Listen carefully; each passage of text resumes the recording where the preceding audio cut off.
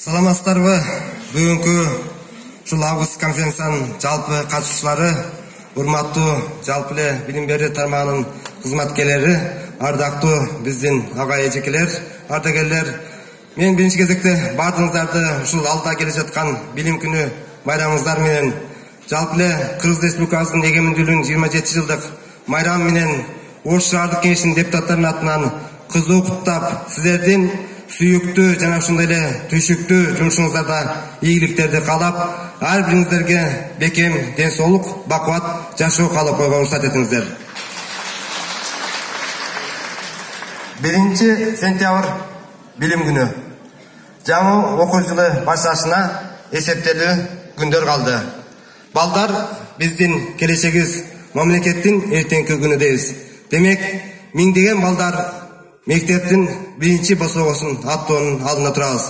Мына ошол балдарга, биздин балдарга дүйнөнү кенең тааныш үчүн терең билим берүү, алардын таза сезимине мекенди сүйүүнү, адамгерчиликтүү, кайрымдуу болууга үндөө үйрөтүү, урматтуу ага эжекелер, мына сиздерге, сиздердин милдетиңиздерге жүктөлгөн. Урматтуу ага эжекелер, сиздердин тынбай эмгегиңиздер менен, изденүү менен биздин балдар келечекте чыныгы жакшы инсандарга айланат. Бүгүн билимдүүлөрдүн күнү экени, билимдүүлөрдүн заманы экени баардыгыбызга маалым.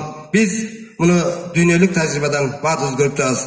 Мамлекетибизде дагы негизги өнүгүүчү багыттардын бири болуп, бул билим берүү тармагы болуп эстелет. Шаарыбызда дагы бир топ ийгиликтерге, жакшы жетишкендиктерге жеттик. Албетте, биздин ага эжекелер, тарбиячылар сиздердин жардамыңыздар менен.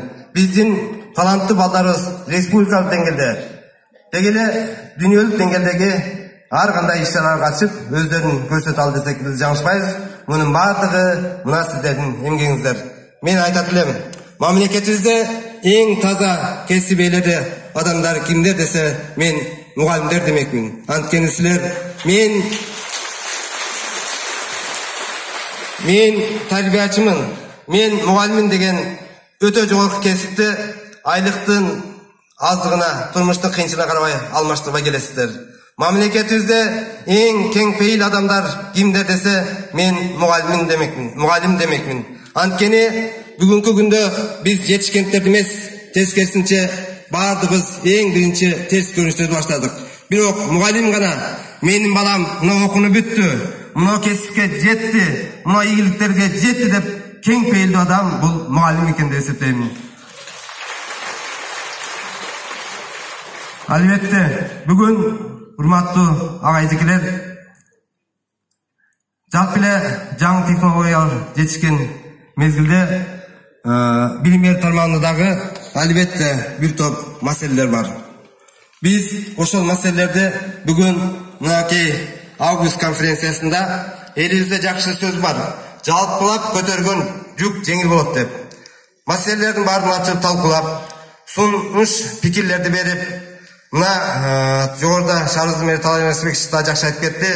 Жергиликтүү бюджеттен артыраптуу колдоо сөзсүз Кудай буйрса болот. Биз Ош шаардык кеңешинин депутаттары могу жерде атайын ушул сиздерди тейлеген билим берүү тармагынын туруктуу депутаттык комиссиясынын башчысы Ашим Алымович отурат. Шаардык кеңештин депутаттары билим берүү тармагында, тарбия берүү тармагында кандай маселе болсо биз колдоп бергенге даярбыз ар дайым. Ошондуктан мен ойлойм, негизи элибизде жакшы сөз бар.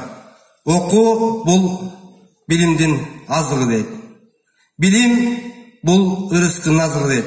Биз бул багытта жакшы аракеттерди жасашыбыз керек. Белди бекем буп, колду жеңилтирип, чогуу киришибиз керек.